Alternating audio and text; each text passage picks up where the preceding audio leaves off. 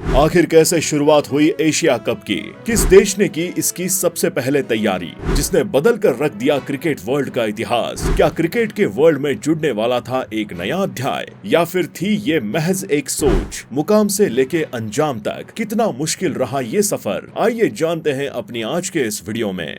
England एक ऐसा देश जिसकी पहले क्रिकेट पर अकेली हुकूमत हुआ करती थी और इसीलिए साल 1975 से 1983 के बीच में खेले गए सारे वर्ल्ड कप मैचेस इंग्लैंड में ही हुए। लेकिन 1983 के वर्ल्ड कप में कुछ कमाल की बात हुई, लेकिन उसके बारे में जिक्र करने से पहले हम आपको बता दें कि इन तीनों वर्ल्ड कप फाइनल्स में वेस्ट इंडीज की टीम ने हर बार अपनी मौजूदगी दर्ज की थी। लेकिन 1983 का मैच उम्मीद से कुछ हटके ही था, क्योंकि इस बार वेस्ट इंडीज के सामने थी नौसिखिया टीम इंडिया। और नौसिखिया बोलने की वजह थी इसके द्वारा खेले गए पिछले कुछ मैचेस 1975 के वर्ल्ड कप में सिर्फ एक जीत और 1979 के वर्ल्ड कप के तीनों मैच में करारी हार। लेकिन इस बार वर्ल्ड कप के कुल 6 मैचेस में से 4 मैचेस जीतकर ये नौसिखिया टीम फाइनल में खड़ी थी एक नया इतिहास लिखने के लिए। हालांकि अब तक इंडियन टीम को अंडरडॉग्स भी बोला जाता था और यही मौका था इंडिया के पास इतिहास बदलने का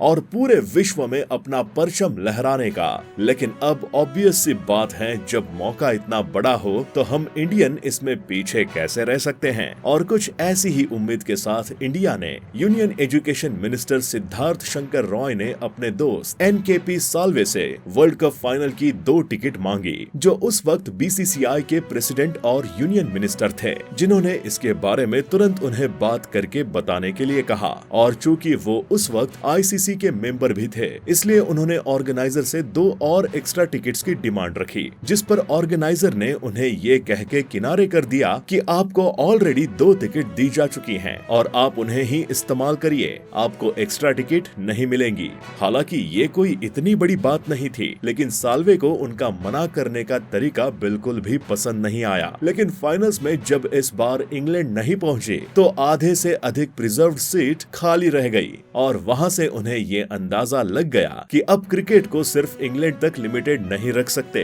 और वहीं से वर्ल्ड कप को इंडिया में लाने की कोशिश शुरू हुई। यानी 1987 के वर्ल्ड कप को अब इंडिया में ऑर्गेनाइज करवाने का प्लान शुरू किया गया। 26 जून 1983 में वर्ल्ड कप के जीत के बाद साल्वे ने पाकिस्तान के एयर चीफ मार्शल नूर खान से मुलाकात की और इन दोनों ने मिलकर वनडे वर्ल्ड कप को एशिया में लाने के लिए अटेम्प्ट शुरू किए। लेकिन ये अकेले इनके बस की बात नहीं थी, क्योंकि तब इन दोनों के पास इतनी पावर नहीं थी। इसके लिए बीसीसीआई को भी बड़ा सपोर्ट चाहिए था, जिसके लिए कलकत्ता के बिजनेसमैन जगमोहन दालमिया और पंजाब के ब्यूरोक्रेट्स आईएएस बिंद्रा आगे आए। इस बीच लाहौर में एक मीटिंग भी रखी गई, जिसमें श्रीलंका बोर्ड के चीफ गामिनी देशनायके को बुलाया गया। 1983 के एंड में आईसीसी के सामने वर्ल्ड कप को इंग्लैंड से बाहर लाने और बाकी कंट्रीज को भी इसे होस्ट करने का मौका देने के प्रस्ताव को रखा गया। हालांकि आईसीसी ने इसे एक सिरे से मना कर दिया, जिसमें उनका सबसे पहला ऑब्जेक्शन था कि यहाँ के कॉन्टिनेंट में 60 ओवर का मैच पॉसिबल नहीं है और इसीलिए साल्वे ने ये डिसाइड किया कि हम एशिया में 50 ओवर के टूर्नामेंट करवाएंगे और आईसीसी को दिखा देंगे। और यही से एशिया कप का ख्याल साल्वे के दिमाग में क्लिक हुआ और एशियाई क्रिकेट कंट्रोल यानी कि एसीसी की शुरुआत हुई। क्रिकेट वर्ल्ड में ये एक नया इतिहास था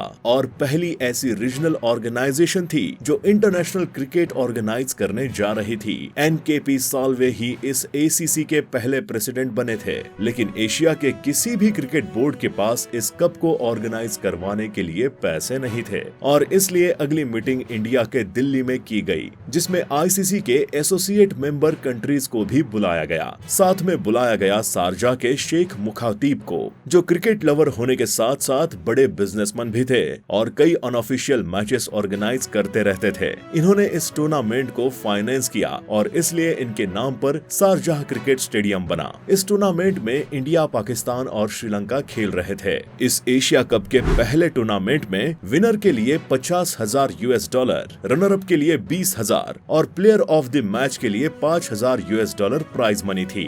हालांकि इंडिया के लिए एक प्रेशर भी था, ये प्रूव करना कि 1983 का वर्ल्ड कप कोई लक गेम नहीं बल्कि उनका टैलेंट था और इस तरह 1984 रोथमन्स एशिया कप की शुरुआत हुई। तो फिलहाल आपको ये वीडियो कैसी लगी हमें कमेंट में जरूर बताएं और इसे अपने दोस्तों के साथ शेयर भी जरूर करें। तब तक के लिए नमस्कार।